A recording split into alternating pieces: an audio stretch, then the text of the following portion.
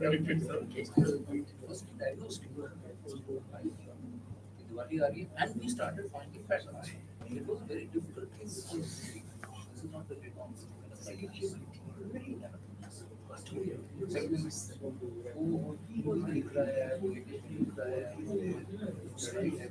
Very capture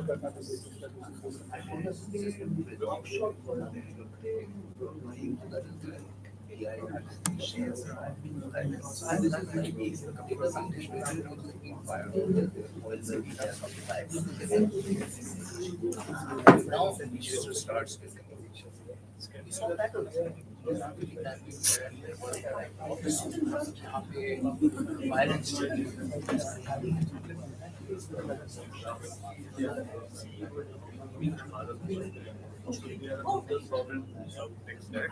Age days के close है whatever station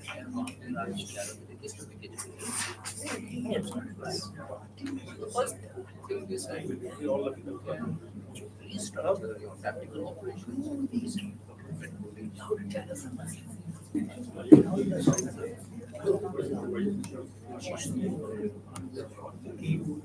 Which is better than storage of the solid number three. One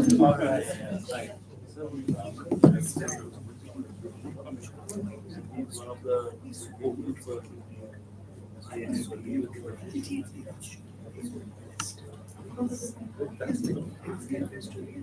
so whatever that resonate. One same level, going to if they insist on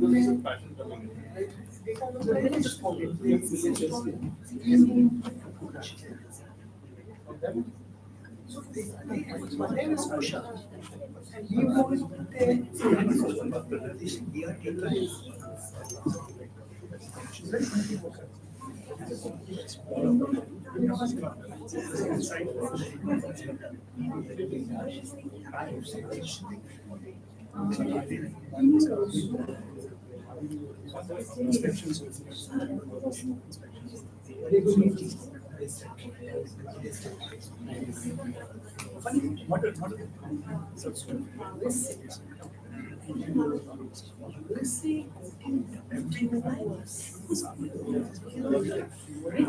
Saturn towards it's very funny.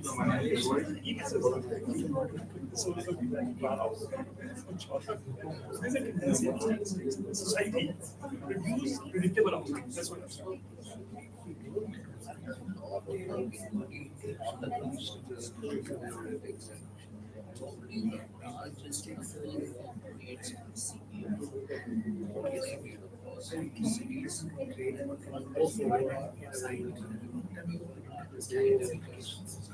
And each of them is all kinds of semi-financial.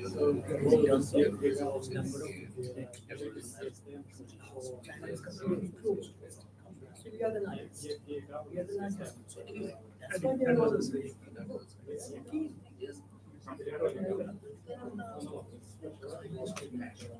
OpenAI, we are already second largest in terms of number of users. We have already just as a business, India is working for the largest point. Already second largest. Let's say car theme. Still we can go for the 1800 GCC.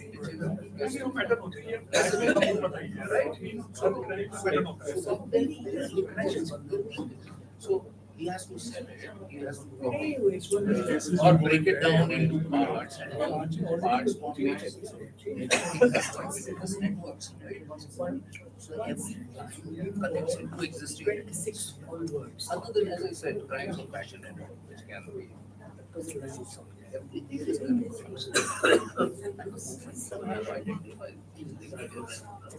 And the problem in India That is why we first Indian application is the free to use because this is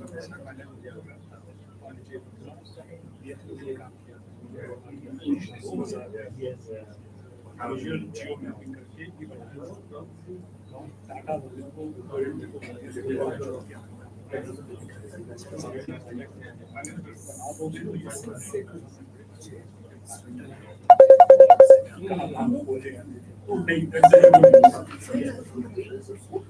so he gave something to CR.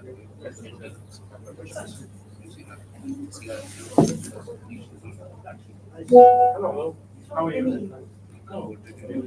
So, I have a possible question maybe, but we have a step website with application.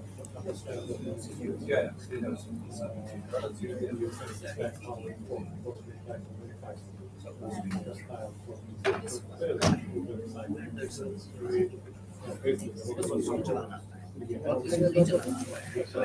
Now we can't be posted out, can't be everybody is hosted.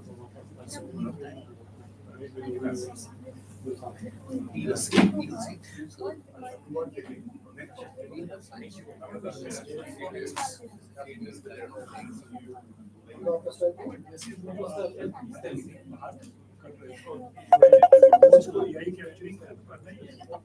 it is becoming easier.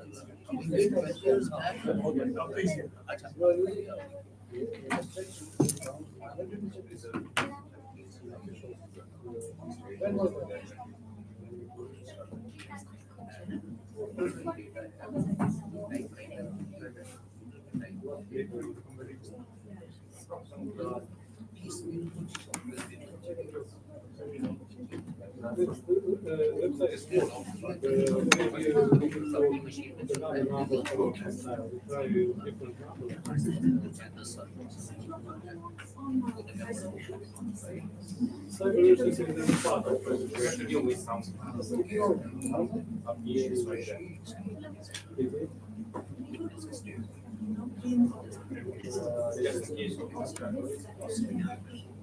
Big data analytics.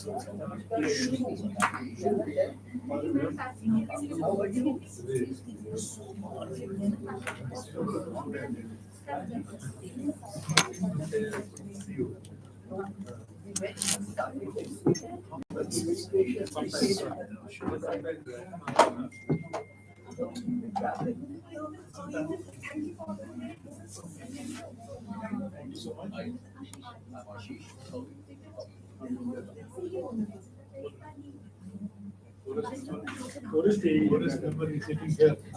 Oh, hi. Seriously. कब कितने अरे अरे घंटा बाद में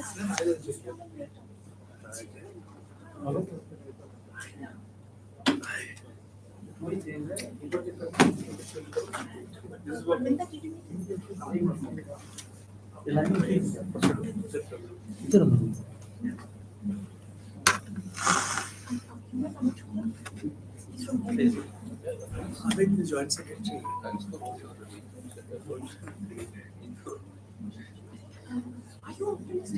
Once things fall into place, it's great. But No, teaching in logistics. You are a fighter. You say.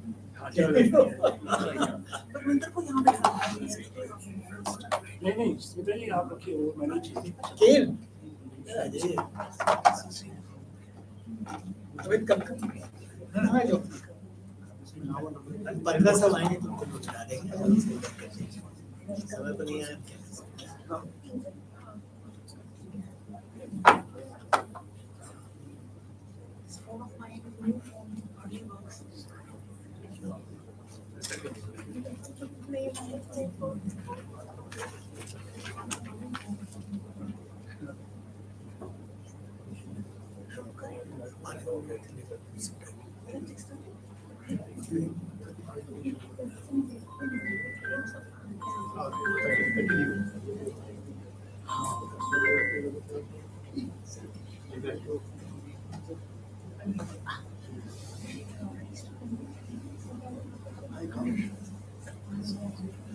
Why don't you people just move up? Ajay, please, Yeah. you come over to the Yeah, please, that yeah, inner please, circle. please.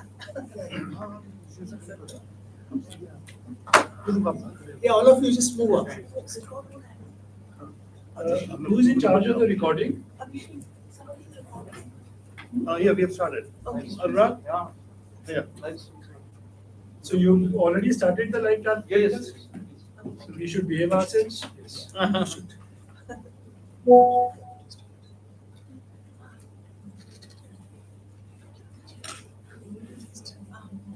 We are so happy that all of you have come. Uh, Thank you. We are so happy that all of you have come to listen to a discussion, and we want this to be a discussion, not a one-way traffic on issues of digital sovereignty, which actually affect the foundations of our economy, national security, and even society. And it's really important that there should be greater awareness because this is something that is slipping under the bridge, and there is. There's a lot of noise about, protecting agriculture, GM foods, etc. But the really important areas like digital trade, public procurement, which are being discussed in the free trade agreements, are just not on the canvas. People are not aware of the kind of damage that the concessions in these areas is going to wreak on the Indian economy. So it's really good that we have this opportunity, and I thank Sri Srivastav, Director, and in his absence, Ambassador Shyam Saran, who encouraged us to have this discussion. And we are very, very grateful for all the facilities that you've made. We've got a very distinguished panel of the top digital experts of India, I would say, in this room. And it's going to be very ably chaired by Ambassador Khan, who's an old friend and also somebody who's fought for Atmanirbharta and sovereignty all these years. Thank you so much.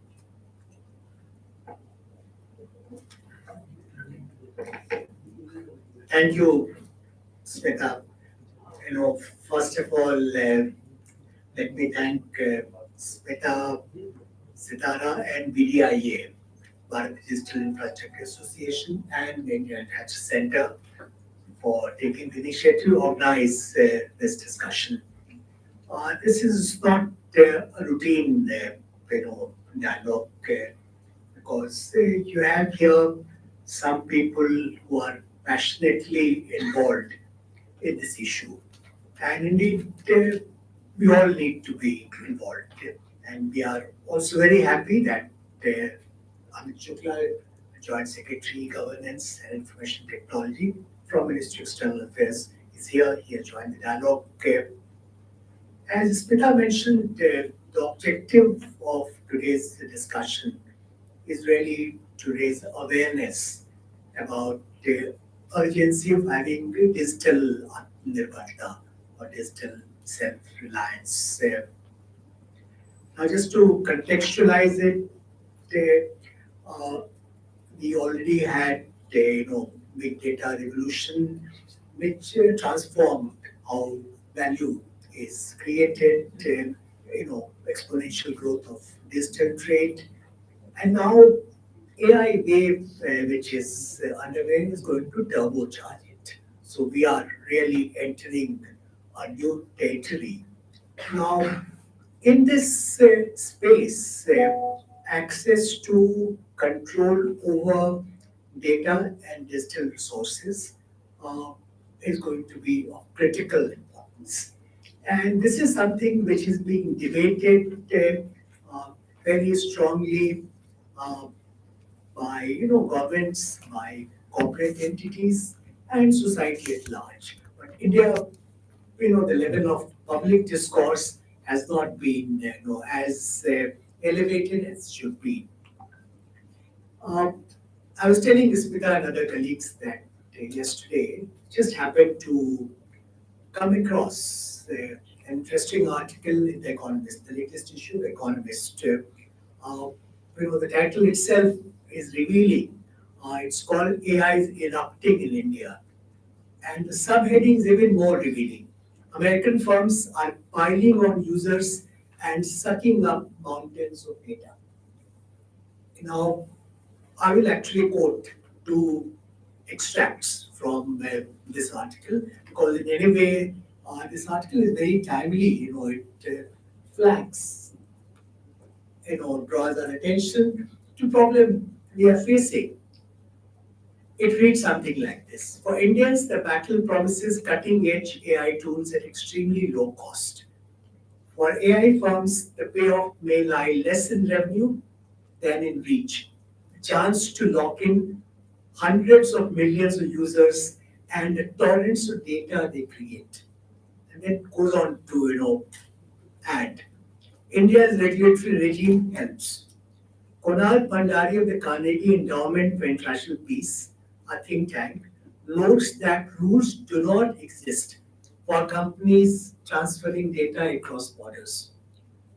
There is, he adds, nothing on the books to prevent data collected in India from being used to train models overseas. As other sources of fresh data run dry, the Economist article concludes, the potential fire hose in India is a prize few AI firms can ignore. Now, this is really sort of a stark description of the conundrum we face. So, what we're going to discuss this evening, the central question is, do we let India remain hewers of wood and drawers of water in technology value chains, or do we leverage our strengths, particularly our treasure trove of data generated by 900 million internet users of this country and human capital that we have to emerge as the innovation hub? Choice before us is simple. Do we satisfy ourselves excelling at delivering large scale coding, back offices, process and IT support, much of which is going to be sort of undermined by AI wave, which is going to unfold, and which doesn't create any self-sustaining, high-impact ecosystem at home. Amit understands these issues much better. He will confirm that. Do we satisfy ourselves with, I'll repeat, as other sources of fresh data run dry, the potential fire hose in India is a prize few AI firms can ignore? To my mind, answer is very simple, that we have to adopt a resolute path of digital self-reliance and sovereignty, and we'll not be the first to do that. China, in fact, is a much larger market with much larger number of internet users, but it doesn't give access to Western companies. So that's why we are becoming the most attractive, source of data.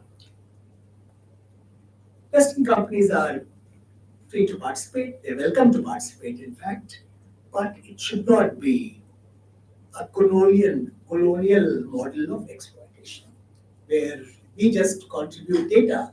It doesn't result in any real value addition in India. So I think that's the the real starting point of our discussion. My colleagues in Sidara and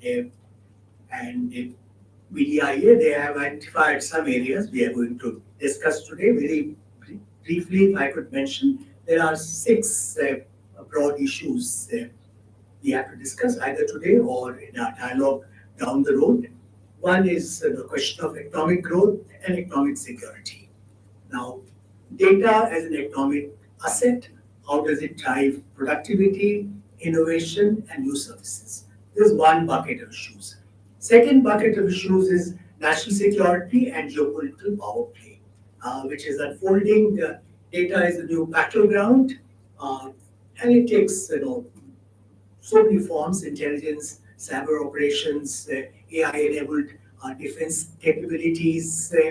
How do we, sort of promote a strategic imperative through sovereign control over critical data sets, especially satellite, defense-grade communication, citizen biometrics? I think that's second set of issues. Third set of issues is foreign trade, global flow of goods, services, talent, and capital.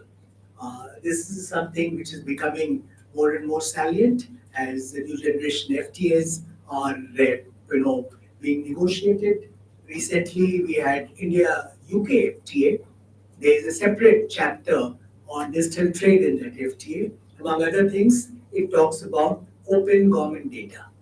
Now, this is something I thought will be an asset for us. We'll not be parting with it in such a casual manner, but we seem to be doing that. Next, fourth, self-reliance in national digital infrastructure and what Smita calls, trillion-dollar valuation companies. In fact, she will elaborate on that concept later. Sovereign cloud platforms, public-private partnerships, and especially to host our critical sector data, our indigenous AI stacks. Fifth, where is digital sovereignty doesn't mean government control. This is Malvinder makes this point, and which is true that the idea is not to stifle private sector. In fact, the idea is to encourage private sector in India through transparent and enabling rules. But give a sort of some kind of advantage to Indian companies. And finally, identifying areas where government needs to intervene, whether it's definition of critical data. In fact, beginning with definition of digital sovereignty itself. This is something Parminder will talk about, how to incentivize sovereign cloud and domestic data center investment through tax break, etc. So we have, we will not be able to discuss everything today, but idea is really to have this dialogue, and we have with us, people who are passionately involved. So let me now, turn over to Parminderjeet Singh. He is a digital society researcher and activist. So he will, give his views, and then we'll have brief presentation followed by discussion.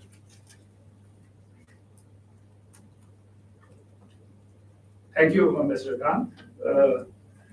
Yes, so Mr. Khan laid out 5 or 6 points which seems to constitute or what digital sovereignty hinges on. And I do realize that digital sovereignty has become or always has been a very diffuse word. Unlike sovereignty as we know it politically, everybody knows sovereignty politically, but digital sovereignty seems to be like so many things to so many different people, and for many other people, therefore, it becomes an empty slogan. Many people think it's about digital authoritarianism. When things are not going your way, you call it digital sovereignty. So, I'll take the 35,000 feet view first, and I think we have to construct and put together what digital sovereignty is first, right? And then from there go down to figure out what all has to be done. So I tried over 4 points make my intervention here. 1, what is digital sovereignty? 2, is it even worth it? Other than the fact that we want to have a proud, display of our, whatever bigness, is it worth it? Third is it possible? I think that's the big question, because a lot of people think that, yeah, it's good, but in this world, open borders, digital borders, it's not possible. And fourth is that whether, what President Khan already talked about, whether it's digital authoritarianism or something else.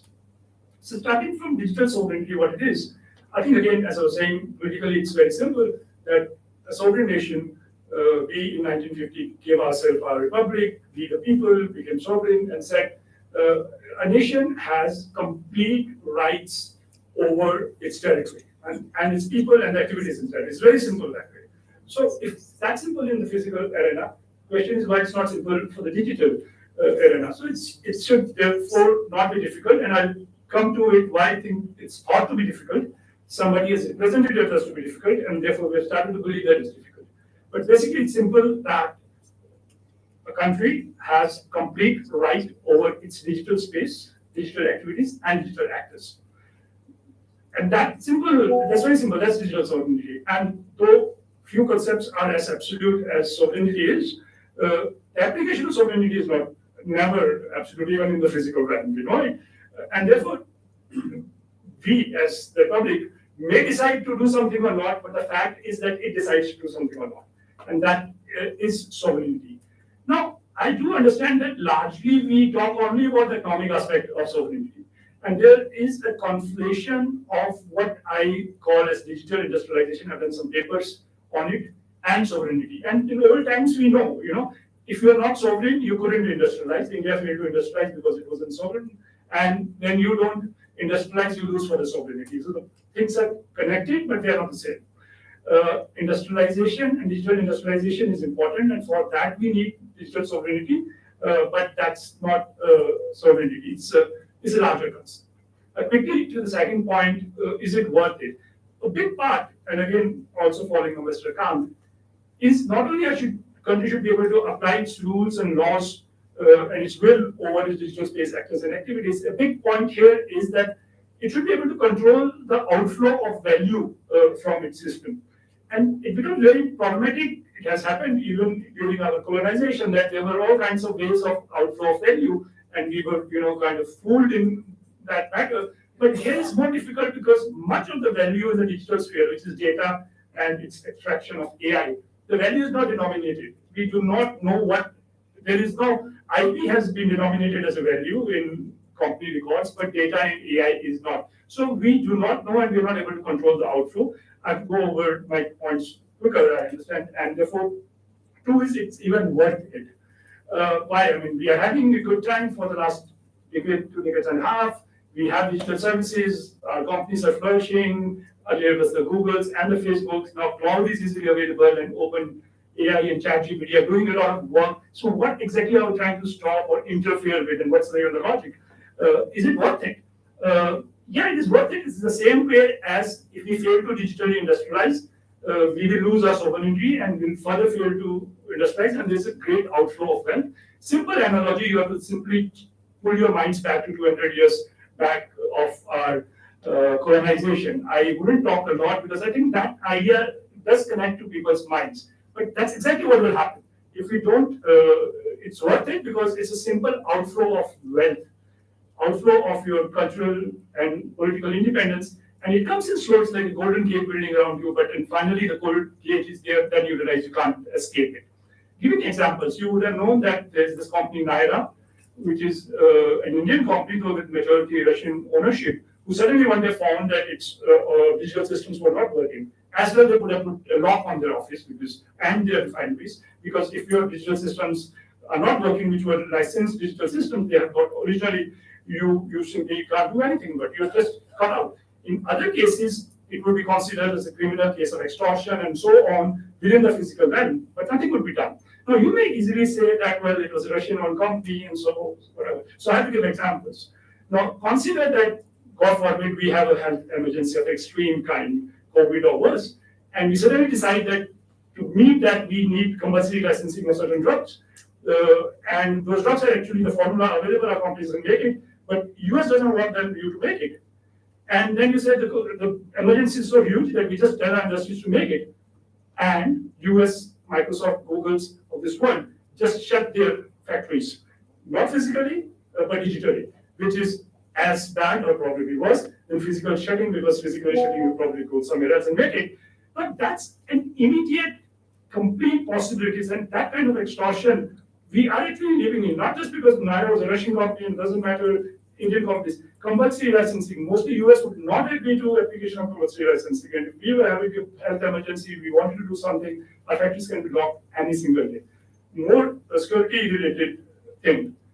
We are having a war or skirmishes, as they're more often called nowadays, and somebody wants to stop you from doing that.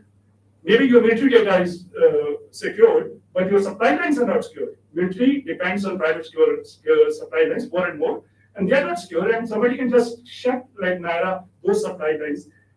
When you really systematically look at it, that's the extortion thing you are living in, and you're just hoping that it won't happen. I'll just take one more minute and just close it. By the other thing, can we have it? Can we even do it? Yes, we can easily do it. Telecom sector is regulated. You can as well put licensing conditions on clouds. You can insist on local presence, that anybody who gives services to India has to have an office in India, and that office provides services, not the Google from US. And if there's an extortion, you go tap on the door and do whatever criminal activities or actions, or anti-criminal activities or actions on that person to do it. It's just pretty simple because this has been put on our heads that somehow we can't control these digital borders. And great example was just yesterday, US did it, TikTok company, and I don't want our companies to be divested from repatriating their profits, which was done there. But they came up with a great formula that TikTok will have clean rooms. Clean rooms where it is very transparent what kind of things would get done. The source code, etc., would be seen, only non-personal data. So they actually built a perfect model of how a foreign company can operate inside your area and then still be responsible. So these perfect models have been put together and taken. The last one again and just say it in a line. And that's a big problem. People sitting in the room may be more of the strategic viewpoint. They may not understand, except perhaps that much problem of pushing digital sovereignty in the country is that a lot of groups consider that digital authoritarianism. It is not. It is a constitutional digital sovereignty. As we have constitutional sovereignty in the physical space, the constitutional digital sovereignty is what we need, and where communities can own their data. And there was a Gopalakrishnan committee on data experts. I was a member, and we said the farming data is not owned by the government, but the district cooperatives or the farmers own the data, and it is a federated system, and therefore control can be done, and there will be a constitutional digital digital sovereignty, and we are not talking about authoritarianism, and I'll stop here. Thank you, Parminder. I did fully introduce Parminder earlier. He has been active in this space for a long time as a member of UN committees on digital issue, as part of the Government of India's Committee of Experts on Data, Special Advisor to your Internet Governance Forum. So he brings a lot of background expertise on the subject. We now move on to our next speaker, Sheikh Bhatt. He is Secretary General of Bharat Digital Infrastructure Association, Bdia, who also has a lot of expertise and experience. He has been in the IT industry for more than a decade, also involved with projects like Passport Seva, an initiative of Ministry of External Affairs, MCA 21, Disha Dashboard. So over to you, Abhishek. Thank you, sir. I take off from where Parminder has left. So, firstly, just let's go back around 30, 40 years. And if you recall, period of 1970s, when IBM was asked to go. So we must analyze what happened after that. So, of course, certain good things also happened. SCL was the first Indian company to build microcomputers, even ahead of IBM. This is a fact which all of you can check. And because there was a lot of compulsion, there was no way in which we could have survived. And on those foundations, the entire IT services industry got built. So we might have lost on certain things, but we gained certain things. Similarly, any such massive reactions, like even in COVID, they lead to a certain set of innovations. And incidentally, we have done fairly well in the digital ecosystem. It is not all that bad. We might not be meeting our aspirations, but now that we have built all the fundamental blocks, like Jandan, UPI, and a lot of good initiatives has been taken. And in fact, draft data center policy has also been released by METI. The last foundational block on which the whole digital ecosystem runs is cloud. At the end of the day, mobile, laptop, whatever we are holding, the data gets stored somewhere. Where it gets stored, many of us assume it may be getting stored in some data center or some hard drive, but in today's world, it is cloud. And the second demystification is cloud is different from data center. Data center is more like a real estate stuff. It's a building with some bare metal into it. But cloud is a set of services. And if you look at the market analysis, 98% of the Indian cloud ecosystem is dominated by big techs. There are at least 20 plus Indian cloud service providers who have their own patented technology stack. It's a software layer at the end of the day. And all these 25 odd companies, they are struggling for just that 2%. Now, why is it that most of the cloud services, 98%, has got locked into the big techs? For a very fundamental reason, we didn't have any policy. I mean, even as I speak, there is no cloud policy per se. And if we build the right cloud policies, not only will it enable 20, 25 odd entrepreneurs, and there are many more who are coming in to build on top of it, but it will also lead to sovereignty. Because with these Indian players, at least we'll have the legal control over there. Plus, most of the technology stack which they're building on open source. They're not proprietary technologies per se. So they'll be open to an audit, which technically we can't audit big tech's cloud stack because it comes under the IPR. And so from this point, from like 2025, the draft data center policy is almost rolled out. I think the next giant leap for us would be having a perfectly designed cloud policy with sovereignty, with the details that Parminder mentioned, with those things factored in. Thank you, sir. Thank you. Thank you, Abhishek. I'll now invite Ashish Sonal. He's co-chair of Sitara and founder CEO of Orkash Labs. It's a 15-year-old AI and big data company working in national security and international financial sector space. Earlier he was with Indian Army, the Special Forces. So he has been a Times Fellow, graduate of Indian School of Business. So it brings many strands of expertise and experience together. Ashish. Well, thank you, Ambassador Kanta. Let me start by giving you a simple figure of how important this is. As per the World Bank, the impact of cybercrime on the global economy in 2025 is $10.5 trillion. And I'm not confused between billions and trillions when I say that figure, $10.5 trillion. The global GDP is about 110 trillion. So we're talking of 10% of global economy adversely impacted because of this. And that's figure which is larger than the sum total of all the natural disasters happen in the world. So if we think that cybercrime and associated things are this 18, 19-year-old sitting in his room at night on a computer and hacking away to glory, that's a very romanticist image. It's nation states. The kind of malware and viruses and hacking which happens requires dozens of PhDs and mathematicians to do it. Right. Now, so that's the context. If we can't protect our digital infrastructure, our data, then that's the kind of impact we are talking on our economy and much more. All right. Let me talk about how important digital sovereignty and our protection of digital infrastructure, data, etc. is.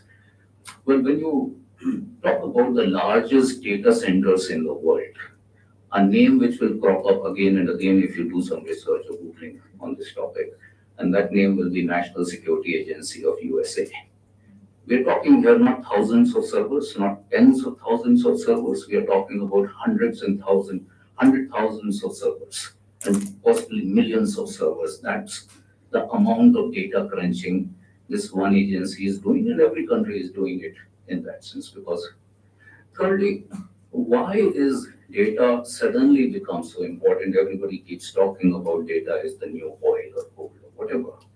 You see, the world is run by digital infrastructure, from operating theaters to battlefields to refineries to transport systems. Everything runs on digital infrastructure today, right? And we needed to create software. With the AI and big data revolution happening, you don't program the computers any longer. You train the computers. Training requires data and large amounts of data. So the future revolution, just as industrial revolution was followed by internet and digital revolution, which created the kind of value and comfort for human civilization we have, the next is AI and robotics. All of it will be dependent on our ability to train those machines. And for training, we require data. Right. Now coming into military and national security aspects of these things. Take the recent, 4-day conflict between India and Pakistan. Even the battlefields today are totally digital. So what happens in these scenarios is a platform A detects a target. Platform B engages that target. Platform C guides that missile onto the target. A is giving the data about the target to B. B is using that data, working out the most optimum engagement solution to fire a particular missile using a particular weapon system. And C then is using its data links with that missile. And that's just one small example of how the battlefields are being passed. Now let's come to the weaponization of information and data and infrastructure dependency, digital infrastructure dependency. Like Abhishek was talking about, we are dependent on foreign cloud infrastructure for running bulk of our corporates, banking systems, and even critical infrastructure like telecom and our power grids and all of those things. So when we talk of this kind of a dependency, what has happened is Cold War and after that, we had deterrence of the conventional military power and the nuclear military power, which kept nation states and also non-state actors at check. Right? Today, the weaponization of information and data is permitting you to bypass and below the threshold carry out operations which are as strategic, in fact, more strategic. So we all have heard of regime change operations, the so-called influence operations, the destabilizing operations, right? And not just on geopolitics aspects of it, your cultural autonomy, right? Your political autonomy, all can be compromised. And we are seeing right now in our South Asia neighborhood, some of this is happening. It's all about data and information and weaponization of that as such. So those are the key factors. And I think I would not go into the details, but we have to look at not just US and European countries, how they are handling data sovereignty related challenges, what kind of policy making. We must also look at the non-US led major parts of the world. And that includes Russia and China. The Great Firewall of China is not just about censoring. It manages the DNS traffic. Today, when I move my mouse on the screen in my laptop or I click something, every query is going to a server in US because the internet address resolution is done by USA. All these countries have taken the steps to create national level DNS resolving infrastructure. That's just one example, including countries like Iran have done that.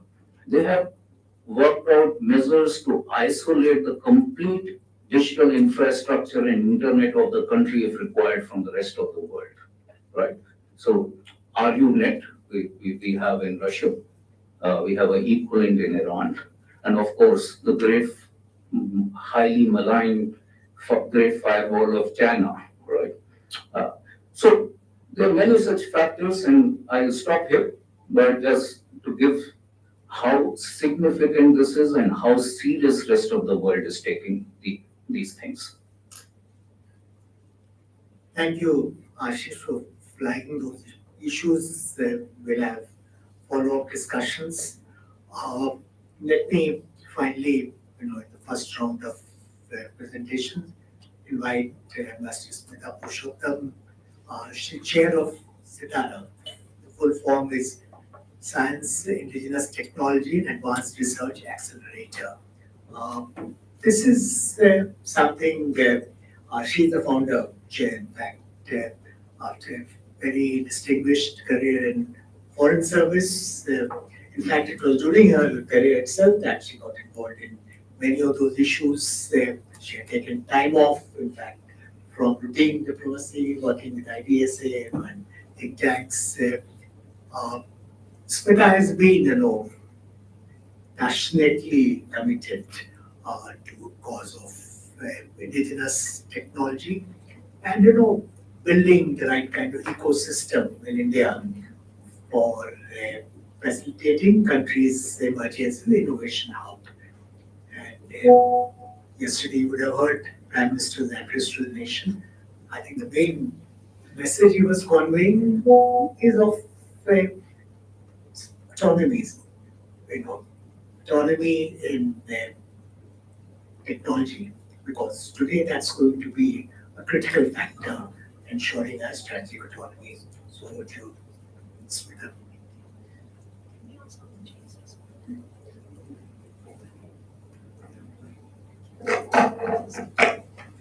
Thank you so much. It's such an enlightening and stimulating discussion. I just want to go back to something that Pravinder said, and that is how to measure the outflow, the value of the outflow.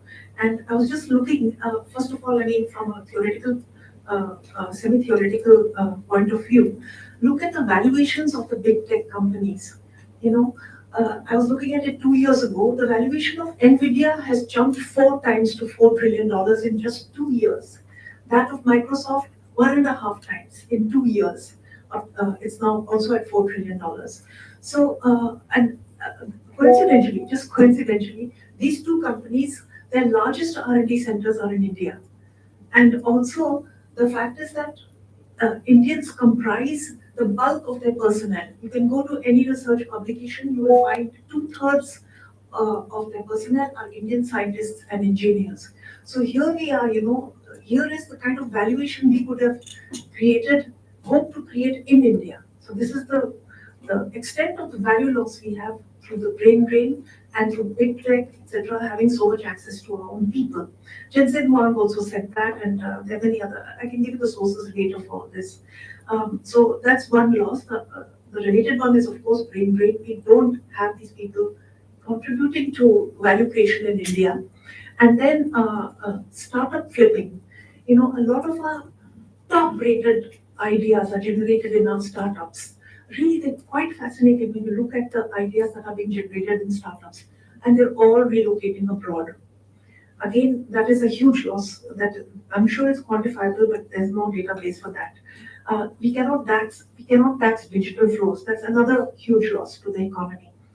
So, but we do have a model for quantifying these losses, and that's China. China's official statistics show that 10% of its GDP is the digital economy, and as Ambassador Kant has emphasized, they have a very strong digital sovereignty policy, and through that they've been able to create their own platforms, their own apps, and Ashish spoke about how they've cordoned themselves off from the global internet, and that is how they've built up those capabilities, and that has led to virtuous cycles because the Chinese economy is 5 times India's economy. Why? Because they have policies to promote their own capabilities, a digital industrial policy with preferential procurement, which is something I think that Abhishek is backing right now, and funding. And also, who mentioned this, but they have controls over the access of big tech companies in their country. So all this creates value. 10% is $2 trillion. And there's one estimate which says that they add that much, to their digital economy, although that seems a little far-fetched. So, Ashish mentioned the issue of intelligentizing military. The Chinese have gone and not just digitized, but also intelligentized the military. And you mentioned how that has been deployed in their battlefield operations. All those are concrete losses to us if we don't digitize, if we don't have our own cloud, if we don't have our own capabilities. For example, we found that China was helping Pakistan, right, in the recent operation. And they're training them to have network-centric warfare, but with an imported weapons park, which is another area where we're fighting. Imported weapons park cannot be integrated because all of them have different source codes. As you know, we've gone and surrendered our rights to demand source codes in the free trade agreements. That's another grounds we have over there. So, the free run on our data is the gold and the value that we are losing. And they are collecting this data freely in our country, and there's no check on it. And they are using this data to create the algorithms that are being used, for example, not to very benign effects. Companies like Palantir and Anduril, AI companies, are all weaponizing this data to create kill lists. Now, you may have read about it. Google has recently acquired a company called Viz, This company has been responsible for preparing kill lists. And if Google on a global scale starts weaponizing this data and it has powerful enough algorithms that it can create a psychological profile not just for masses and to create hysteria and other kinds of crises, it can actually also identify each psychological profile of each individual and know what they say that AI knows you better than you know yourself. So these are the kind of dangers that we're facing. And this morning I saw an article which really worried me, and that was that we are going to sign the FTA with the US, in which we're going to remove restrictions on data flows. So again, that is another reason that we needed to have this conversation, and we hope that we can come to some kind of agreement, spread this awareness, and we're taking it up constantly with government, but we hope civil society also joins in this. Thank you so much. Thank you, Smita. On the last point that you mentioned, negotiations with the USA in the area of digital trade. Well, we don't have details at present, but we have seen in case of India-UK FTA how open government data is being offered as part of the FTA. Parminder referred to the TikTok deal. While details have not been made public officially, but from what is known about framework deal, which was endorsed by President Trump and President Xi during their telephonic conversation on 19th of this month. USA insisted and got their TikTok USA being constituted, which will be owned by US entities, 80% ownership. Most likely Oracle will be the lead player. And they'll have separate, they will host all user data, as Arvinda mentioned, in clean room code environment. USA professes to oppose data localization, and this is exactly what they're doing in case of TikTok data. China also got its, pound of flesh. They insisted on ByteDance, continuing to control algorithm. So they have done their deal. We don't need to be shy about, insisting on preserving our space, especially when it comes to data. Well, now I'll request, we are fortunate to have with us, Amit Shukla, Joint Secretary, Governance and Information Technology, DMA. He is going to speak informally. And let me make it very clear because, he was not a featured speaker here. He has not come prepared to engage in this dialogue. So anyone from media, please bear that in mind. He's speaking in a purely informal capacity at our request. And it's also Chatham House rules. Thank you, sir. First of all, it's an absolute honor for me to be in this, I would say, gathering with so many experts and illustrious seniors from the diplomatic service.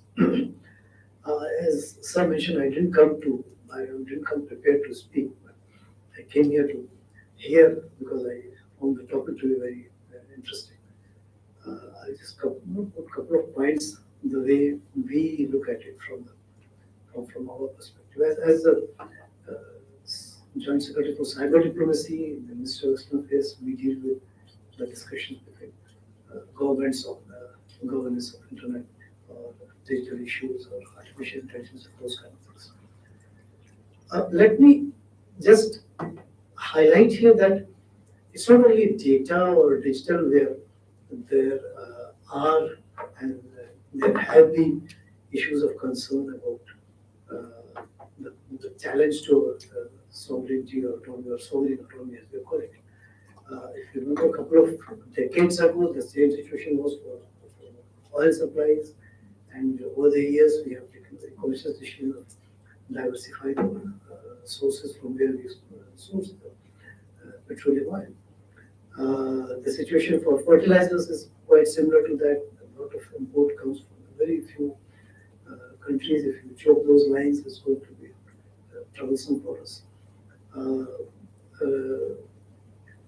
The pharma sector raw material comes, a huge amount come from, I think, primarily from China, lots of other raw materials. So, and all these got highlighted during the recent pandemic, where everybody started reevaluating their supply chain logistics and the vulnerabilities that are there. This particular one, the digital sector, is a little different, I would say, because it touches everybody's lives. It's there in a very subtle way, and of course, so many things have already been said by so many experts. There are lots of serious issues involved. There are a couple of UN mechanisms, the Open Networking Group on the security of the ICTs, where the governments are discussing about the applicability of the international law on the ICT domain and the responsible behavior of the states in the ICT domain. And there has been the ad hoc committee at the UN, which has very recently concluded the convention, the text for the Global Convention on Cybercrime, which is now going to be opened in October for signature in Vietnam. But these two are different things. I would say more classical ones. The one that has been spoken about today by most of the speakers is about the use of data and how it's crossing borders and whether it can be bad and all. There's a lot of literature available, lots of debate on how it can be bad. It can be used for bad advice or bad usage. The AI model can give you a bad advice. It can be used in a bad way. There could be a bad deal where your data is taken and you don't get anything in return. Or maybe it's taken without your consent altogether. But there is one more thing which doesn't get highlighted so many times. It is the bad use of the monopoly. Wherever there is a monopoly, there is always a chance of its misuse, and human history is full of instances where monopolies have been misused.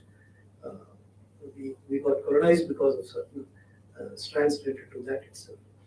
Now, having been said that, let me just add here that by and large, I think everybody would agree that it's not that we would be completely opposing the flow of data. A couple of decades back, a large part of our IT sector got this entire boom because of the business process outsourcing and those kind of mechanisms. So it's not that it's entirely bad.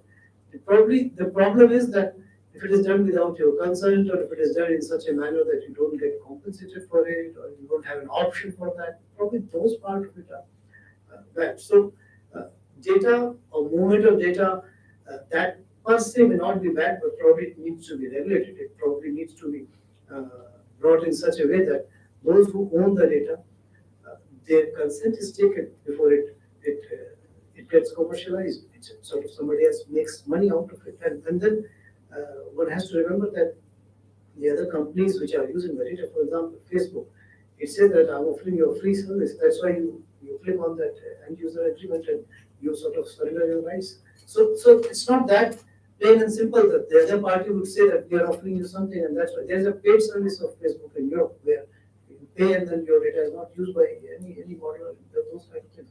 So I think probably the focus is for all of us is the area of concern is that how do we get a better deal out of this?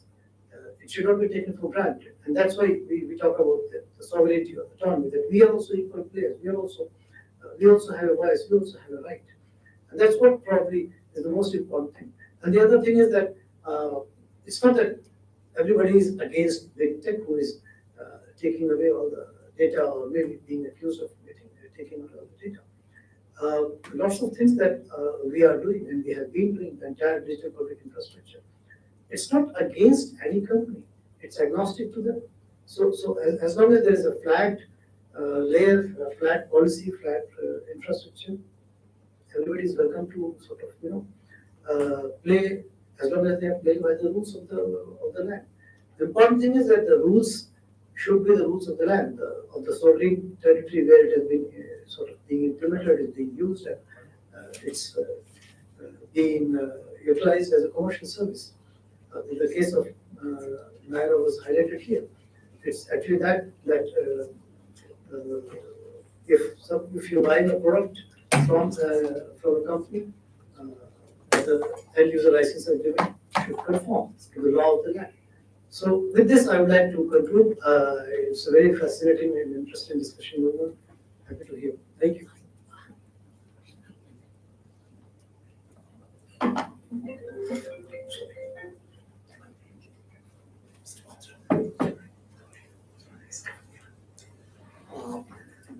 We're also joined by Ms. Sashmit Patra, Member of Parliament, Honorable Member of Parliament.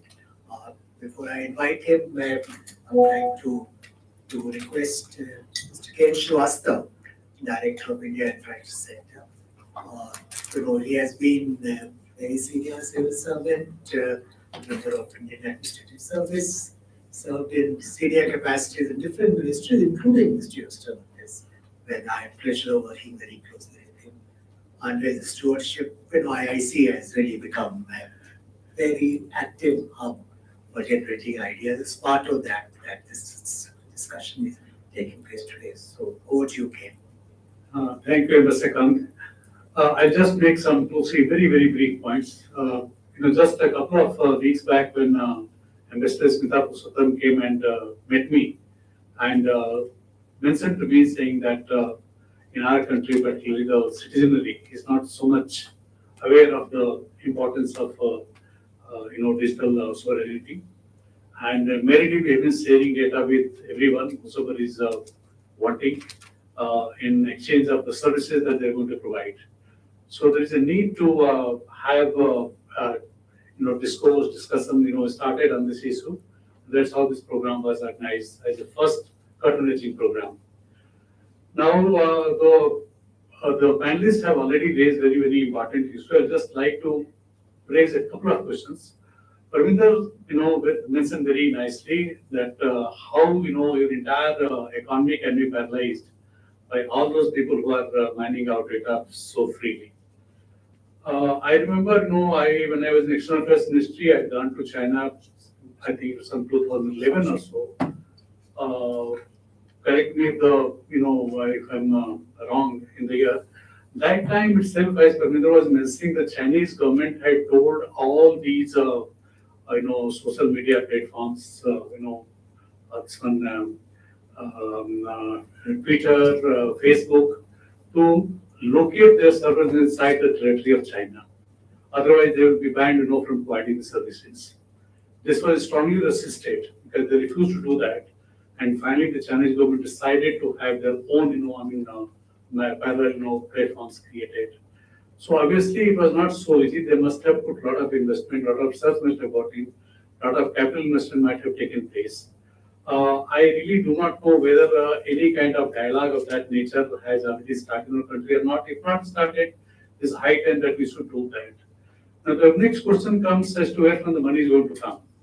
The ironical part of our country is that the private sector has not been spending enough on the R&D of any kind. If you look at the spend on R&D, it's very, very meager amount. When it comes to R&D, they start looking towards the government as the government should provide.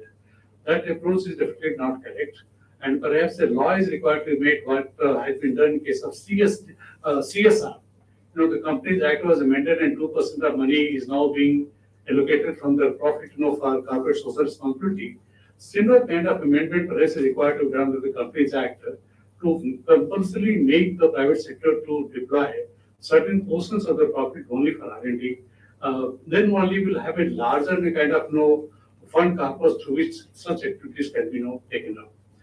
The second point we would like to mention is with regard to this cloud servicing. Now, as was mentioned, I think by you, that 98% of the cloud servicing is being done by those big 10 companies, 10 companies. And our Indian companies are only 2%. I believe Geo and a few other companies have already entered. The other day, when we were having some discussion with regard to availing these services for IIC, I was told that the cost of service what our companies are going to provide is going to be less than 50% what we're paying to the outside. So what I mean to say is that it is going to be far more economical for us to avail these services from our own company who are going to be providing the cloud servicing. I do not know why this sector is not expanding because there is a huge market inside the country itself. So this also needs to be looked into.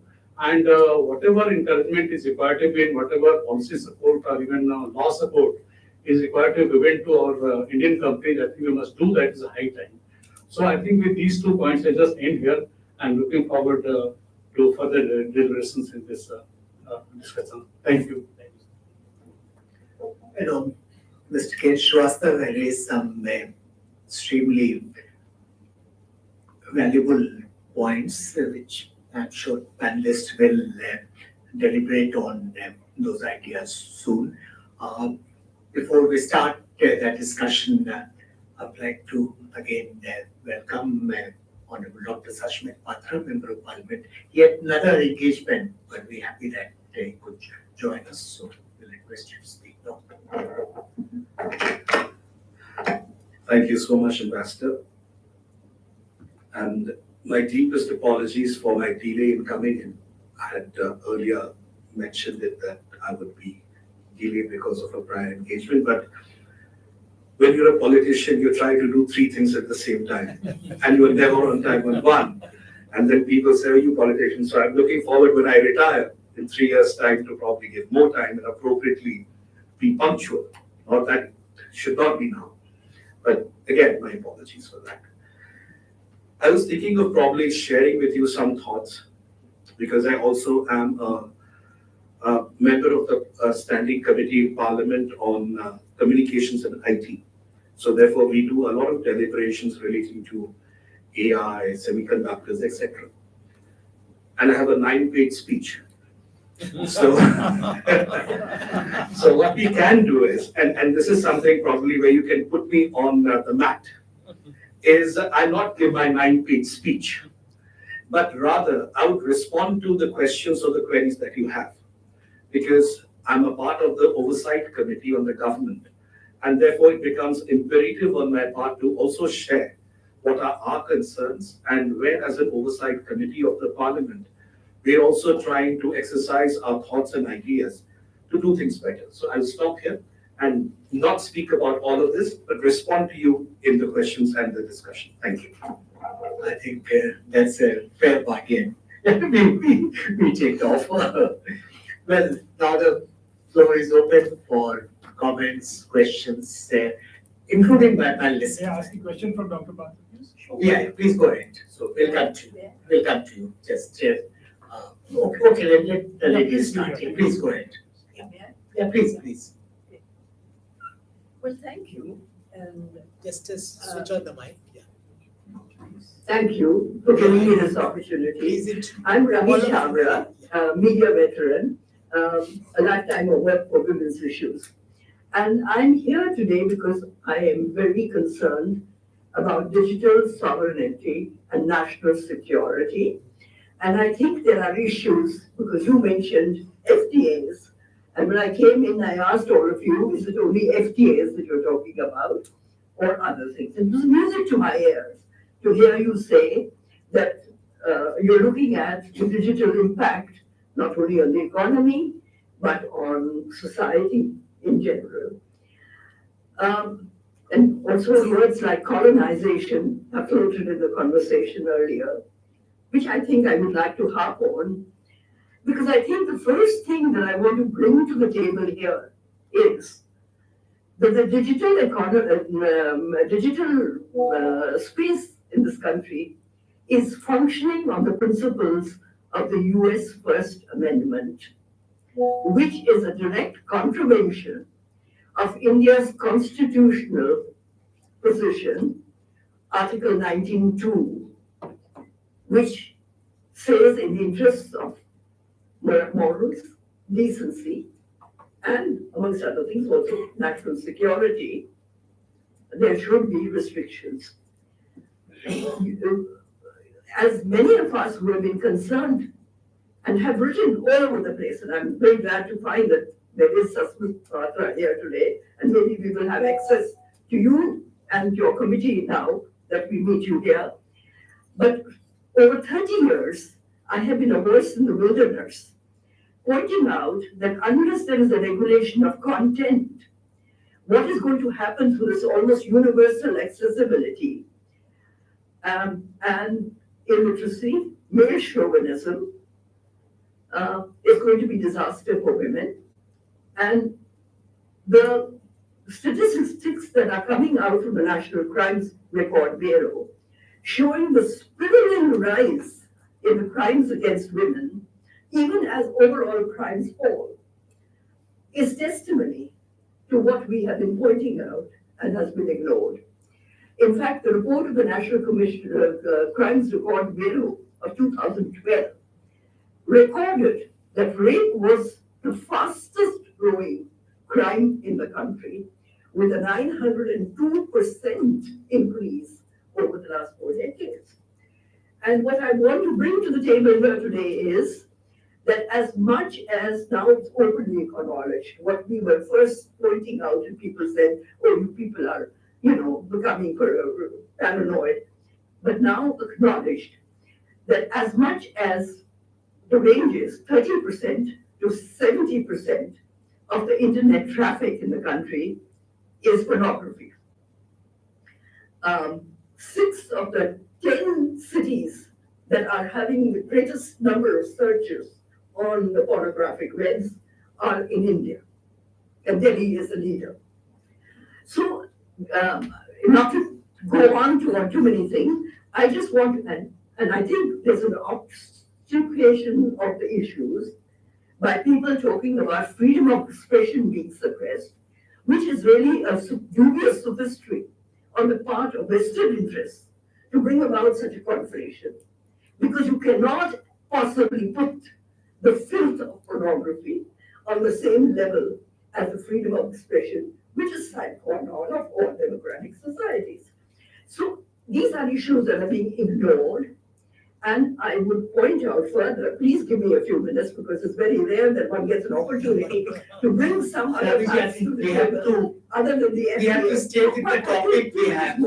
This is more. not the topic. I want to point out to you that that this position is undermining Articles 14, 15, 21, and 51A, which are guaranteeing the fundamental freedoms and fundamental rights of women. And so this is a very, very major issue as far as the country is concerned. And my final point, which links into your national security. All of you have talked about how data is the new oil. Yes, data is the new oil. And pornography is now the new opium. And you know that China, whom you all refer to, has had 2 centuries of humiliation and subjugation because opium became an unstoppable demand by the colonizing forces. That eventually led to that situation, but opium became real silver for the colonizing forces. And the same parallel is happening today with data and the poem that writes on it. I have written to the Prime Minister many times. I have written to the Information and Broadcasting Ministers. I've written to the Technology Ministers. I have put in a PIL in the Supreme Court. But I'm afraid nothing happens. Nothing happens. And the price of this resources, and I want to add that a huge section of resources of the telecom companies are coming from this particular sale and utilization. And this is on the bodies of women, children, and other vulnerable segments of society. So I would finally plead with Mr. Patra. I'm so glad that someone in a position of power is here today to listen and that you will perhaps give us an opportunity to bring these matters to the Parliament. Thank you. Thank you. Parminder, would like to. Okay. We have been thinking, and before Dr. Patra, you came. So one of the issues with digital sovereignty is, and I was also seeing from other people speaking, is that it's a very fuzzy concept, but very heavily weighs on people's minds. So it is a completely paradox kind of a thing. And I think the parliamentary committee is exactly the kind of place which deals with these meta issues. And it has also got across the parties agreement. There's no party who is for it or for it. It's a bipartisan thing. So if the parliamentary committee can take up digital sovereignty definition, and there are other problems because mostly it gets defined in technical terms by MIT and all. No, it is not in technical terms. It's not about the parameters of the cloud, 1, 2, 3. It's not. It's the political thing about sovereignty. And government also largely decides it as a technical thing. So parliamentary committee is the right place where if open consultation on digital sovereignty and putting it into a document, which then becomes a guide for others, is a suggestion, and your response would be welcome. Yeah. Take a few more questions together. Yeah, then we'll come back to you. Ashish, yeah. Thank you, Shri Patraji, for taking the time to be here. I'd like to take the opportunity to just bring to your attention that a couple of years back we signed 4 foundational agreements with USA in the military domain. One of them is about sharing geospatial intelligence from a military and tactical point of view. And under this, black boxes of the US are being installed on the naval ships. We don't know what exactly is in those boxes because that is not something we share. And this is a question to be raised. If this country is capable of one technological field, that is geospatial intelligence, courtesy ISRO, and we are almost on par with the top 2 or 3 countries of the world in this field. So do we really need to we are not their military ally. We don't have to share tactical battlefield intelligence with them.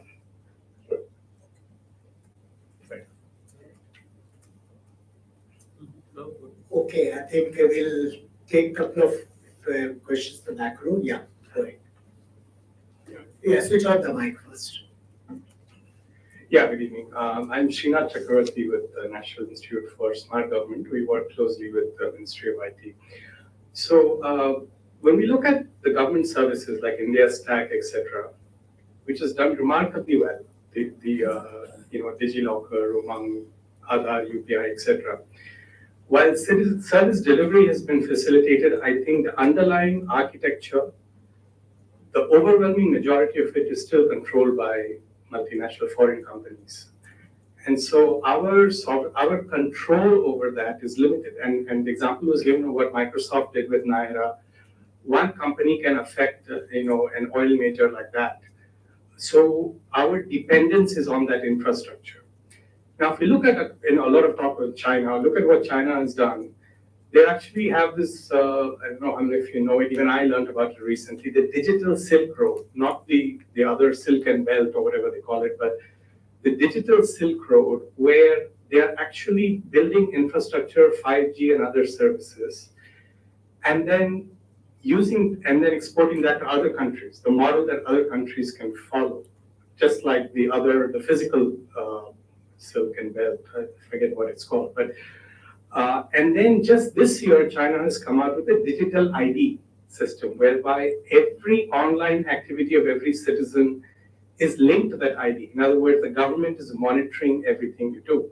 So my question really is that in as much as we've talked about control for infrastructure, even Smita ma'am talked about how the huge valuations of companies like Nvidia, etc. Why can't we have that in India? I think personally that eventually we'll get there, but it will take some time for us to build our own operating systems like Windows, iOS, Android, etc. Eventually India will have those, but I think that will take time. But till we get there, is the brute force approach of China, for example, is the way for us to, as much, we may think whatever we want about China, but there is some merit in some of the things that they're doing. How do we balance that? what kind of an approach? I mean, do we take some lessons from there? I mean, as a democracy, we shy away a little bit from having that brute force approach, but is it time to take a little bit of that approach? I think we'll come back. I think okay, fine. Go ahead. Yeah, I'm Rahul from Bharat Cloud. First of all, thank you very much for coming in, sir. Couple of points I just want to make. It could be a question, or it could be a suggestion, or it could be anything. But first thing is, thank you, sir, for bringing in. I don't know whether you heard him, but he brought in a very good point, saying that the digital, the data is no more a data, like, it's more of a economic strategic data of the nation. And how do we protect it? How does a common citizen today, Bharat Cloud is addressing the digital first customers. Now we are going down to the grassroots and educating them why the data has to be kept in the way it has to be kept. Like, basic backup, basic security. They are not aware. It's unfortunate. We are a loving country and we trust everyone, and we are sharing the data with anybody just like that, and they are getting hit. So how do we educate? India has done in the last few years, thanks to the government, that the Aadhaar or the India Stack and the whole thing, we could do so much. So this also can be done. Recently, the campaign on the digital arrest was a major success. So maybe there should be some aggressive campaigns where the common citizen gets to know the basics, absolute basics, or bring in some policy saying that as a vehicle needs insurance, every company which is getting registered needs to keep their backups and in a secure place, something like that. So this is one point. Second point, which I would like to bring to your notice is, it's fortunately, that the American companies, they love working with themselves. They help themselves. They collaborate with themselves. Recently, all of us know what happened with Intel. Intel was almost on the verge of collapse, but the US government steps in straight away because it's a US chip maker, and they invest 10 billion, and they force Nvidia to bring in another 5 billion, and they're up and running. What happens with Indian companies? Like, I can quote an example here. Putrim, Bhavesh Agarwal did an amazing job by coming away from Microsoft, and within 1 week, Ola, such a dynamic thing, was absolutely functional in 1 week. Believe me, it was super functional. But the recent one of the major papers has written, it was very, very saddening to see that. It is written saying that Bhavesh went against the so-called hyperscalers and he's struggling. So it's very discouraging for us. We are Bharat Cloud is a cloud service provider, but why do we have so much of resistance to Indian players? Why do you have to always use an American measurement as the measurement, and that is the right measurement? We are not against. We have to coexist with everyone. We are absolutely fine. But we would want us to be recognized from the government and the public. So this is my submission. Sir. Thank you. If I could just, add a couple of questions, since now all questions are being directed to you. Basically, points Mr. Srivastava made, one need for, this sort of oligopoly of certain companies on cloud computing. How do we get over it? Are we thinking of launching some kind of sovereign cloud certification requirement, which can, sort of take care of our security interests? And second point he made about critical infrastructure, and this is something we are particularly vulnerable. We saw during Op Sindoor, what was done both by China and Pakistan. Now, are we, Parminder suggested your committee giving a definition of digital sovereignty. Likewise, the definition of critical data. What is critical data? That will require different kind of treatment, perhaps using sovereign cloud infrastructure. So third point, under Data Protection Act, when do we put in place, cross-border transfer rules which have teeth, which work? Because earlier I was quoting from the Economist story that saying that presently there are hardly any restrictions on cross-border movement of data, which is being used by, especially Western entities. So these are some additional questions. We'll pass on to you. Thank you so much. Full plate, or it's still half? Okay. Quarter plate yet? Okay. Let's start with the first one.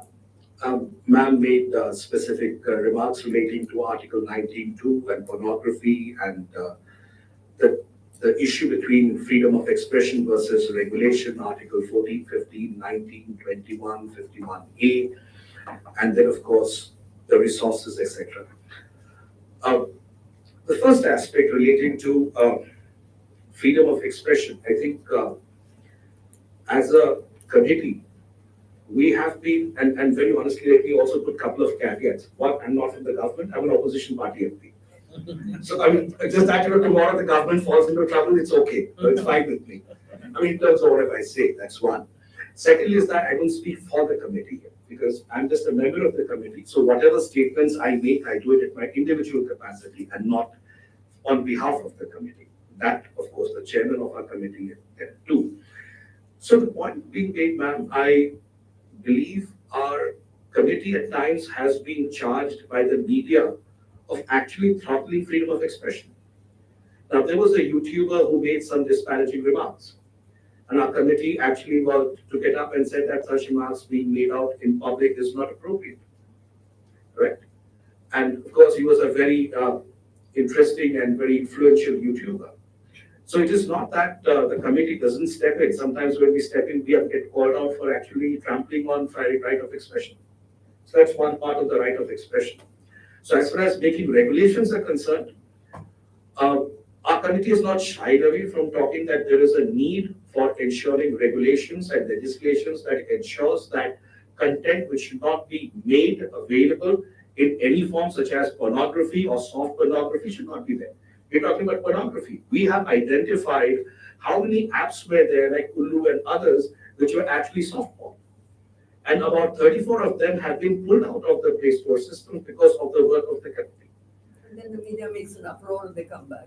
No, not necessarily. Some of them haven't paid it back. But if I may say, there are solutions. Yeah. And if you give us time, Absolutely. people like me will come and offer them to you. I cannot take up time here. Absolutely. So there are solutions. Sure. I mean, all my contact credentials are there, and they all have it, and it'd be wonderful to also meet up on the sidelines sometimes, and where you can also provide the suggestions, and I could compile them and take it to the committee and place it before the committee. And if at times there is an opportunity where we get the civil society, because we also get civil society members to come and also express their opinion to the committee, I'd be very happy to ensure that members within this room, especially ma'am like you, can actually come and express yourselves in terms of what are the possible solutions. 99% of the traffic comes through the subterranean channels. Absolutely. It needs to be blocked as it landfalls.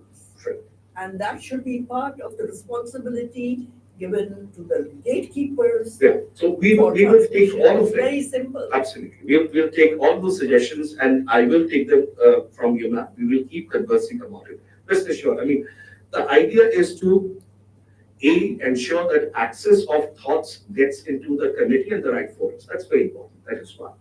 So as far as erring on the side of caution, definitely. The committee and as members of parliament, we would err on the side of caution, rather than probably go and allow a free flow of such content across the internet. That's one. I can assure you of that one part. Of course, the suggestions, I'll take them, and we will not. It's not the first, one of the first, we'll take it up. I hope that's okay with you. And for the moment. Let's give the second one. The second is about digital sovereignty and the definition that parliament committees must make, and how we can have integration.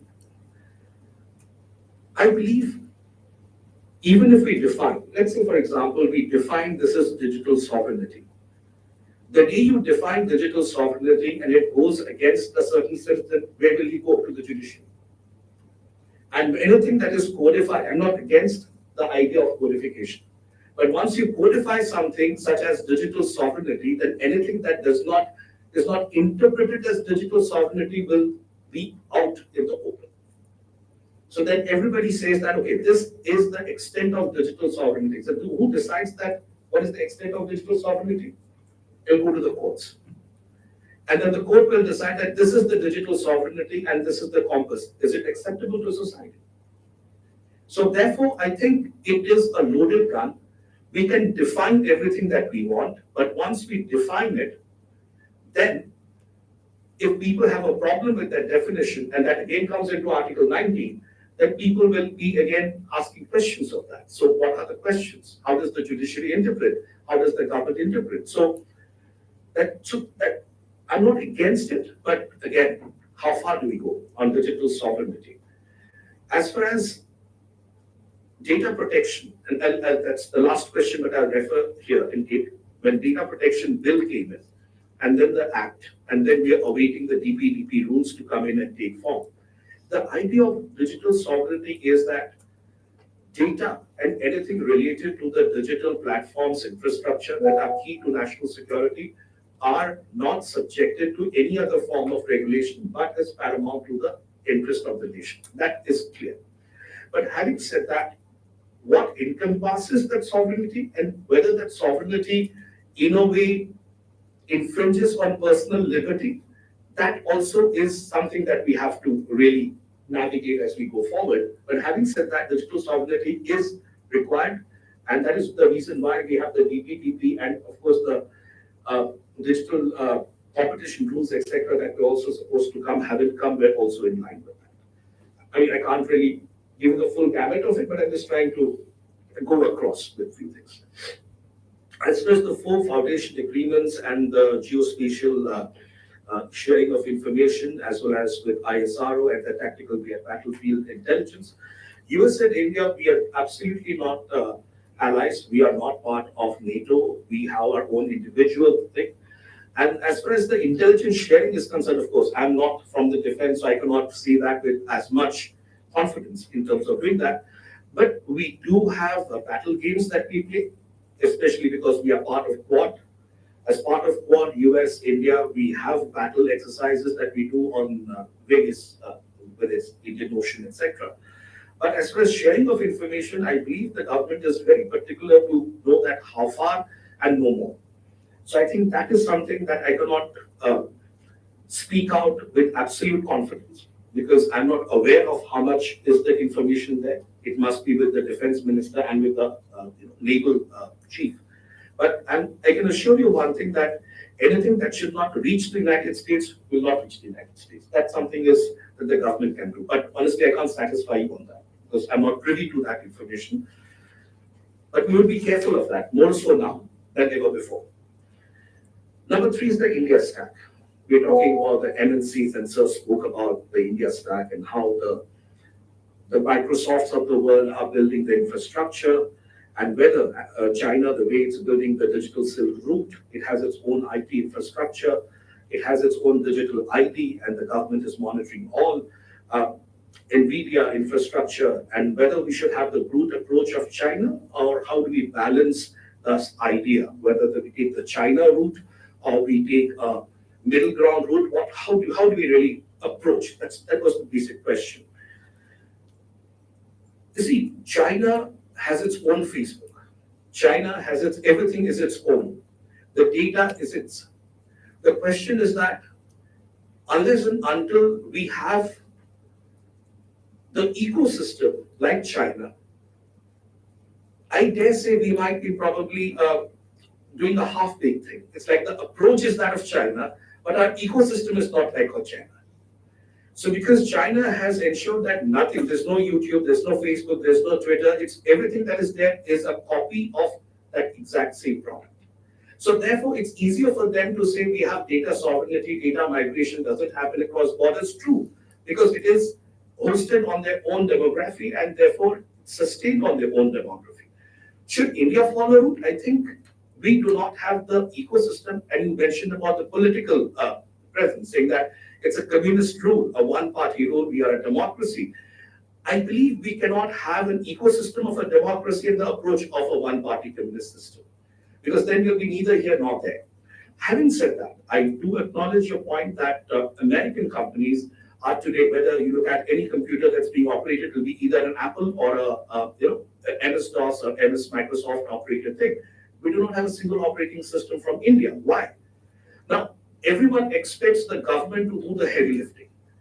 Artificial intelligence, the government. Semiconductors, the government. Regulations, of course, the government will do. But as far as research and development, the government. PLI, the government. Want to have subsidies, the government. But then you enjoy the dividends of IT, the private sector. See, this is where the dichotomy is. You talk about compute. We're talking about semiconductors and compute. Just a couple of days back, I was somewhere and we're discussing in the evening about compute. You can have the best AI minds in the country. But then when we talk about compute, excepting the Indian government, how many private companies are actually investing in compute? Today you have $5 billion and an American company is investing $5 billion to put up a data center in India. How many Indian companies are investing that kind of money, even a quarter of that money? Why? Because I'll sit on the sidelines, on the shores, I'll fish in nice waters, but I will not muddy myself there. That heavy lifting should be done by the government. So coming to the point that you're making, and this I'll refer to another question that came up, why it is happening is not because the government, today you have the TCSs, the Wipros, the Infosys, you name them. And they are some of the big trillion-dollar economies that they are actually harnessing because of it. But the question is, how much of R&D actually goes into ensuring that infrastructure comes out? Should the government also do that? That's the big question. Isko sarkar ko karna chahiye. So the bottom line, what I'm trying to say is, you grow bigger because of the ecosystem. You go to Bangalore. I was there recently. There was a launch of a large vision model, LVM. It's different from LLM. It's more about 14.5 billion bits of data, which has been fed into the LVM so that it can look at the image, a vision, and be able to actually correlate and learn from it. Anything for that matter. And I was talking to the people there, and they said, sir, the problem is the GPUs. And I said, but the IIT is having the GPUs. They said, have you ever seen those GPUs, sir? Are you aware that how much of content, the capacity of GPUs that are required? We are choking. Has so much of runs to make, but the GPUs are not able to manage it. I want the government to actually help me. So the government is coming up with an ecosystem where at least we'll be able to harness about the $3 billion of GPUs that we're able to do. So the bottom line is, yes, the government is willing to do that. As when you compare it to Apple, it's doing $100 billion of a data center or $200 billion by Meta. The government is trying to do that with $5 billion. But in terms of doing that, where is the private sector? Now, we can't really force the private sector to do it, but then no one calls out the private sector on what it is doing on AI and compute. I think that is the question. All these years, you can't enjoy the dividends and the fruits of IT, but you do not want to be part of the innovation because it's scary. That today you can have open AI and tomorrow something better like a DeepSeek might come in, a third day something else might come in. But you don't want to take that risk. You don't want to take that arbitrage. You don't want to take that leverage. But when everything is settled, then you want to come in and you want to exercise on it. I think that is the concern. But having said that, I don't abdicate the responsibility of the government. We need to continue doing that. But yes, we need to plug more. That is the reason why we have 4 LLMs that have been commissioned by the NITI. You are a part of the IT committee, IT ministry. And Mr. Krishna is a wonderful friend and he's doing so well. We've got 4 LLMs coming in and we're trying to ensure that we're able to provide the data based on data sovereignty because we have data ownership to a larger extent. Recently, I was on our platform and Google was there and they wanted that we should open up some data so that they could train their models. I said, fine. But you open your models in the US, I'll open my models in India. There's no one-way street. So I think that is where we have to call out the big tech. I have no problems with the big tech. They're great friends. But then you help us, we'll help you. There's no one-way street to it. I'll quickly come to the last question. That was the second last question. It was about Mr. Srivastava's point that he was making on oligopoly and cloud computing and sovereign cloud certification and critical infrastructure, definition of critical data, treatment, DPDP Act, when cross-border transfer, etc. I completely agree with you, sir. As far as the DPDP Act is concerned, there have been certain representations made by industry as well as stakeholders where they feel that in some places DPTP is not very progressive in their view. And that is why it's taking a little bit more time. But I can assure you that when we went through the details of that, because there are individual citizenry concerns that whether it would actually trample on personal liberties and rights. And as a democracy, we have to also listen to that. So while on the side of big tech, as well as big tech, Indian big tech, as well as the areas of digital infra, we are positive that the DPTP will help us. At the same time, we have to assuage the feelings of others. As soon as that comes in, that of course has the cross-border migrations. There's a schedule that has it, you're aware, where probably we are, and that is the first step. That is why we're asking even the GCCs, the Global Capacity Centers, about 1,600 are right now in India. We're asking most of them to have their data centers in India. And they said, well, that will actually compromise our performance. I said, irrespective of that, we have to have it in India. So that is something that we're trying to do with the GCCs. I was with the US IBC conference in Bangalore about a month and a half back, where the conversation was exactly about American business and GCCs. So we discussed about it as well. On the definition of critical data should be, but again, what is critical and what is not critical, I think those are concerns that are there. And I'll stop here. Smita had a question, so yeah. We are running out of time, so okay, let's Smita ask question. Thank you very much, sir. It's really great that you've come here, and you have a full command and control of all the topics. Also, we absolutely agree with you that a lot of Indian industry has fallen behind in R&D investment, but these are the bigger companies, because as Satara and Bdia have been working with the smaller companies, they're struggling like anything. And we call the Chinese model brute force. It's not. China has implemented a very well thought through digital industrial policy, which gives procurement preference to domestic companies.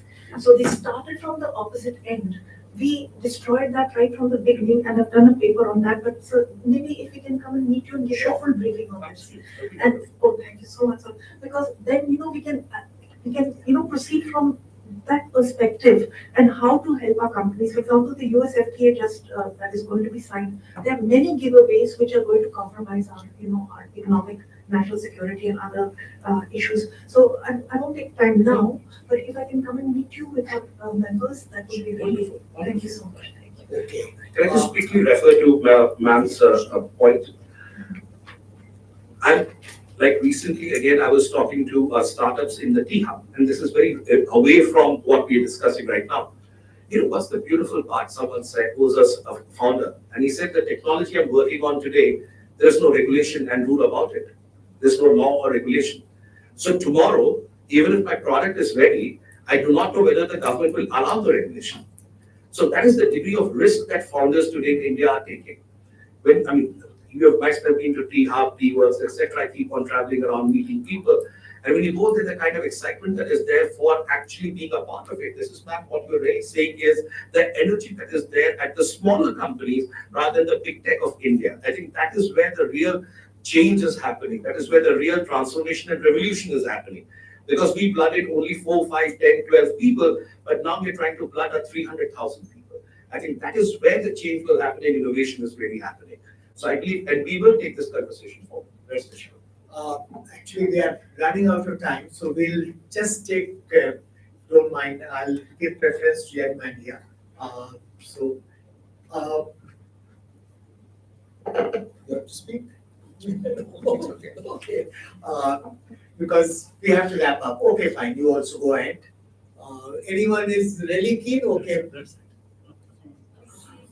Okay, ladies, yeah, you're next. But keep very brief. 2 sentences each. Okay. Is it possible to ask 2 questions? No. One, if possible, half a question. Okay. In that case, I'll just add my question to Joint Secretary Amit Shukla. I had a chance to be in that dialogue recently.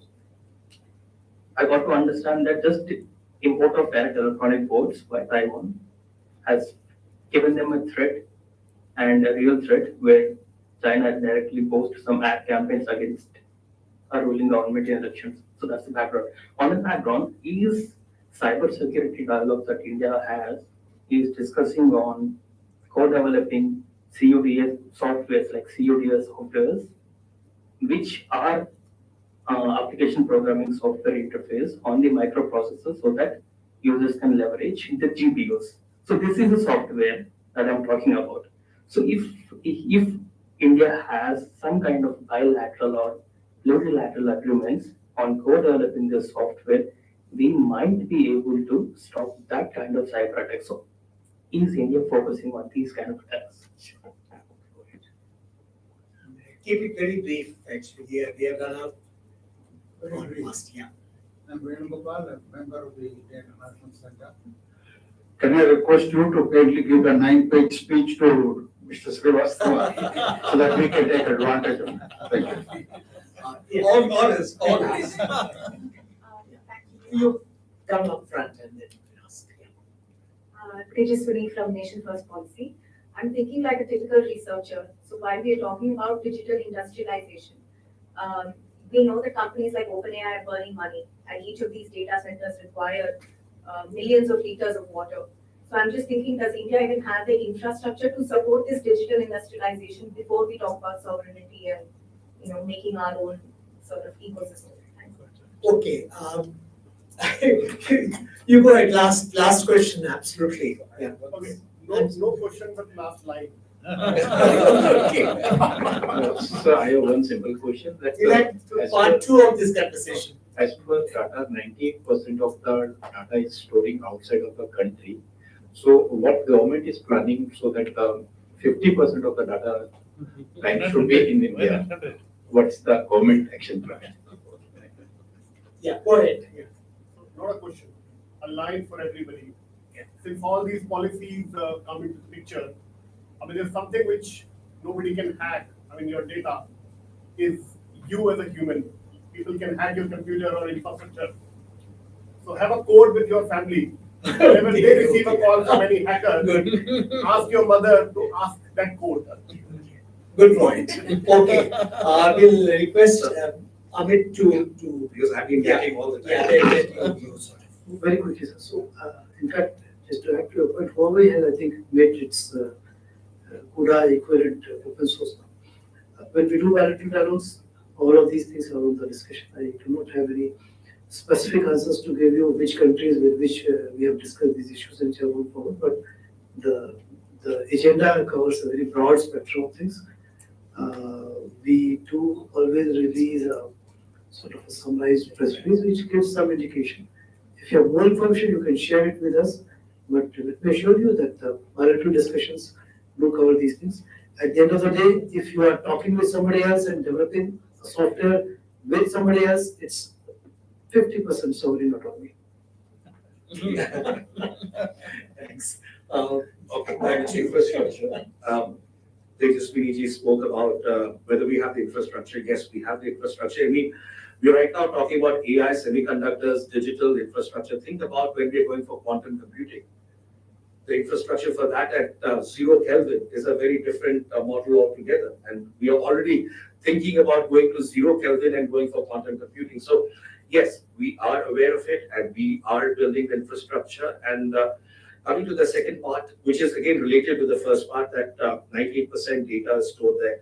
That is the reason why India has been insistent on the GCCs, the global capacity centers, most of them from the US, to actually have the data centers in India. And many a times the GCCs say, because I have a direct remote access to my data centers in the US or in Europe, it makes it easier for me to provide better customer service, rather than probably having to transit back and forth with the Indian data server, which may not get that same capacity. But the government has been very clearly saying, irrespective of it, you bring the same technology here, even if it's proprietary, you can continue using your proprietary technology. We're not asking for it. But at the end of the day, the data has to be served sovereignly here. And once the DPTP rules kick in, the schedules are made very clear. What is allowed, what is not allowed, data migration will be defined, and the same will apply. So that's where I stop. Thank you. One question was asked by Srivastava. Can I answer or should you just try? Yeah, go ahead. Go ahead. Yeah. I think there was a question asked about China having a certain method and how would we do it. And I think Srikanth asked the question, There a lot of this China has become both a punching bag and an excuse at the same time, which is a very difficult thing to do, by the way, but we have managed to do it.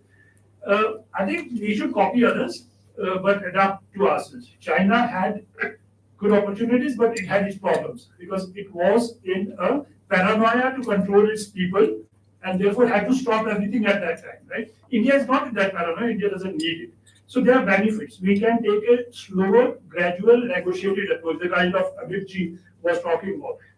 We can always not have to do it immediately to a firewall. We can say, okay, we will allow a cloud center with these conditions for the next 5 years, but slowly increase the conditions. Because we are democratic, we have more openness, we have more rights, but find the direction and do it. So this brute force, we can't do it, everything, both a punching bag, a dustbin, and the excuse should be stopped. We have our good opportunities, but we should not say that China was able to do it, we won't do it. This is actually being said by a lot of people. That's wrong. Our opportunity is available, but China did not have it. We are not in a paranoia, pornography and all apart, into control things, to do it everything today. We are okay with expectation of profits. We can do many things, but slowly you put the pressure and reach the point you we want to do. Last thing, what Bhatlaji, when you were saying about my proposal to do digital sovereignty definition, I actually spent a lot of time describing the problem of this sovereignty in the technical terms. Actually, it's not like that. Sovereignty also is, we have made it into authoritarian kind. See, in physical sovereignty, there's no problem. Nobody has a problem that if you say sovereignty, that means you are going to jail me, and then I'm going to go to the Supreme Court. Because we know in India, sovereignty means a constitutional sovereignty. Article 19 is not opposed to sovereignty, it arises from sovereignty. That's a big thing. So we have to put digital sovereignty over Article 19, not in conflict with Article 19. And it is in this political sense we have to define sovereignty, not in the technical sense. So that's the precise definition we want, that we, the people, give to ourselves sovereignty, digital sovereignty. And Article 19 is a big part of it. Ashish, yeah. So you have to be very brief. Yeah, very briefly, Dr. Patra, you mentioned about this strategic challenge that Indian industry is not doing its bit for R&D and innovation. And you are right. But as a country, we have to create a market for innovation. So startup companies which develop good IT either fail because of lack of business or they migrate outside of India where there's a market for them. And as Ambassador Purushottam mentioned just now, we'll come and meet you and give you a note as to what policy measures we can do to create a market for innovation in this country. Thank you. Yeah. Okay. Now I'll request Smita to offer concluding remarks. Well, first of all, thank you so much for this. It's been really dynamic, interactive. This is what we intended it to be, not a speechifying thing. And so absolutely fitted into that by the discarding speech. So that was quite wonderful. And we touched on every critical issue: national security, economic growth, digital sovereignty, and how to make India self-reliant in so many areas of digital competence, and also the extempore, contributions of our Joint Secretary Cyber Diplomacy of Srivastav. Extremely good points about supporting domestic companies and the domestic ecosystem. Really, it was wonderful, and also the honor of meeting you, sir, so that we can take this forward, not just the data and stuff. So that's absolutely wonderful. Thank you. So it's really with heartfelt gratitude and to Ambassador Kant for conducting Sharing this, it so beautifully. yeah, beautifully, the beautiful introduction he gave,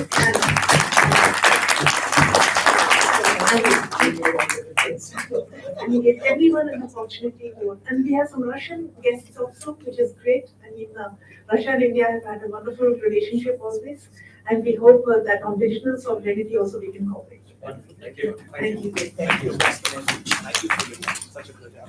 Another place. I know. Wonderful series. We keep seeing you in the committee.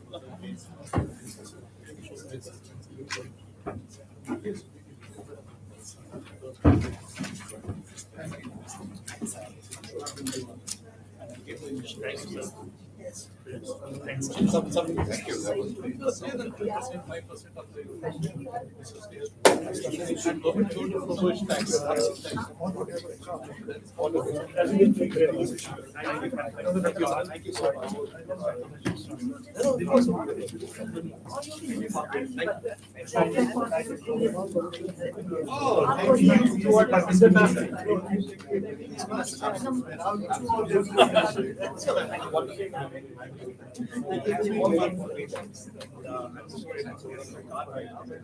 I wish you guys all my information. No worries. Thank you, Pastor. Thank you very much. Yes, sir. My name is.